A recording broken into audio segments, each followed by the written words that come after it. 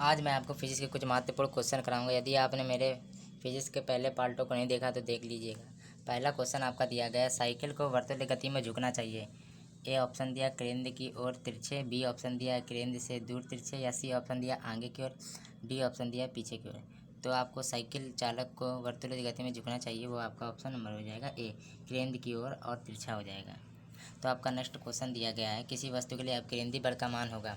A option दिया आपका F बराबर एम वी अपॉन में आर है, या बी बराबर हो जाएगा एफ बराबर एम स्क्वायर वी अपॉन में आर है, या सी ऑप्शन दिया एफ बराबर एम वी स्क्वायर अपॉन में आर हो जाएगा, या डी ऑप्शन दिया आपका एफ बराबर एम वी अपॉन में आर स्क्वायर। तो यहाँ पे आपका राइट ऑप्शन हो जाएगा सी, एफ बराबर एम वी स्क्वायर अपॉन में आर हो जाएगा। अब आपका नेक्स्ट क्वेश्चन दिया गया है, तीसरा क्वेश्चन आपका पूछा गया है कि निम्नलिखित में से कौन सा आभासी बल है।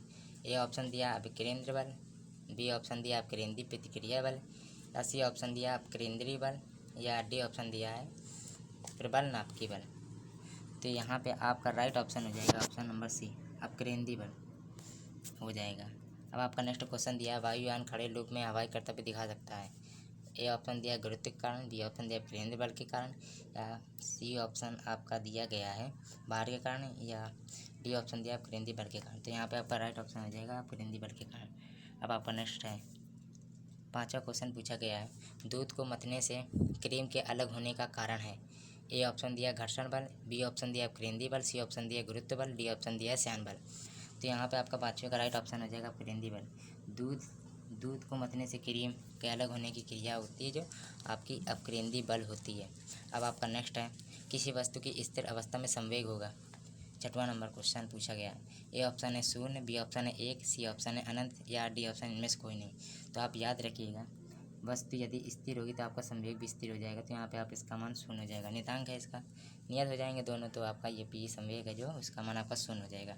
अब आपका नेक्स्ट क्वेश्चन पूछा गया है, अब आपका नेक्स्ट क्वेश्चन है सातवां नंबर क्वेश्चन, बाढ़ को लपकते या कैच करते समय एक क्रिकेट खिलाड़ी निम्नलिखित में से किसको कम करने के लिए अपना हाथ नीचे करता है। ए ऑप्शन है बल, बी ऑप्शन है संवेग, सी ऑप्शन है आवेग, डी ऑप्शन है कैच करने का समय।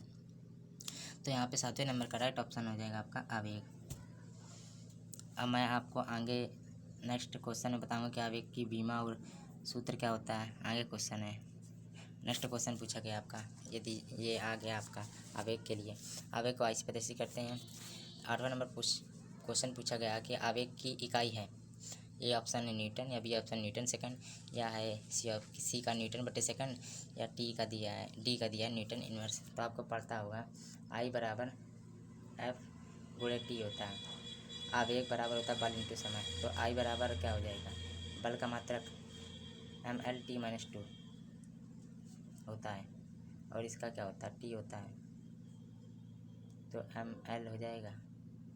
तो ये प्लस का 1 टी है, तो ये माइनस का 2 प्लस का 1, तो माइनस का 1 बन जाएगा।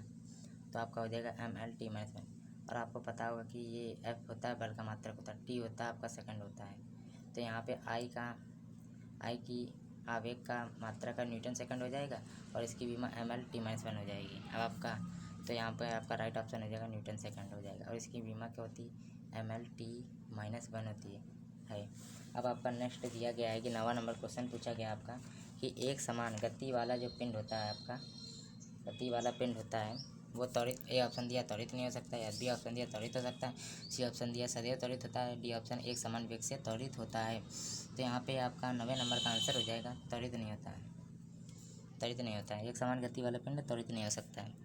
अब आपका नेक्स्ट दिया गया है 10वां नंबर क्वेश्चन पूछा गया, यदि किसी कण का वेग समय ग्राफ y बराबर mt+c द्वारा निरूपित हो तो कण चल रहा है एक समान चाल के साथ। बी ऑप्शन है एक समान वेग के साथ, सी ऑप्शन है एक समान त्वरण के साथ, डी है परिवर्तित त्वरण के साथ।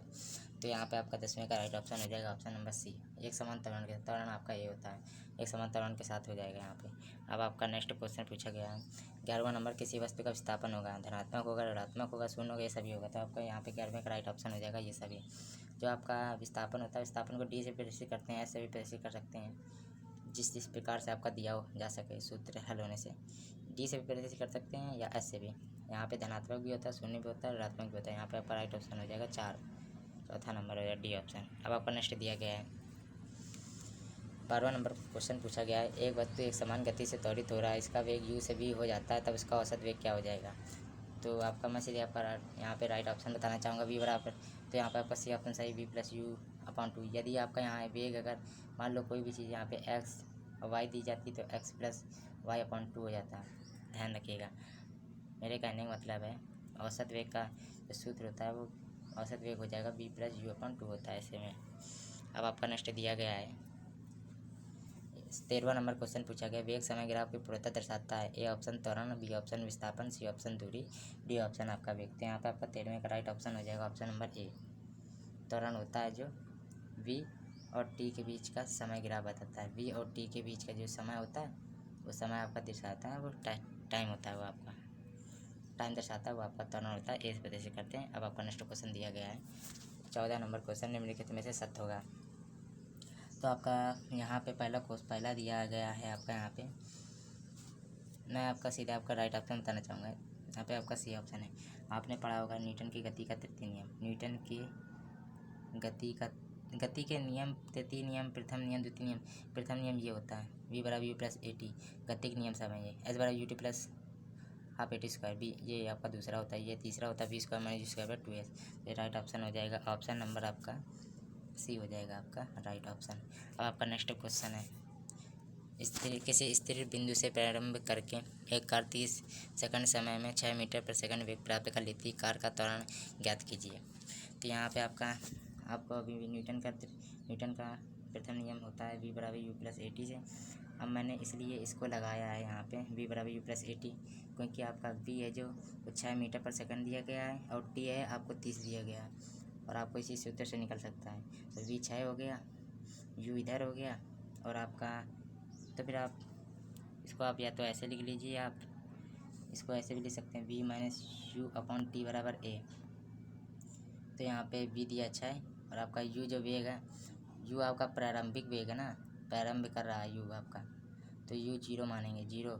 और टी का मान कितना दिया है, टी का मान आपका दिया गया है यहाँ पे आपका टी हो जाएगा 30।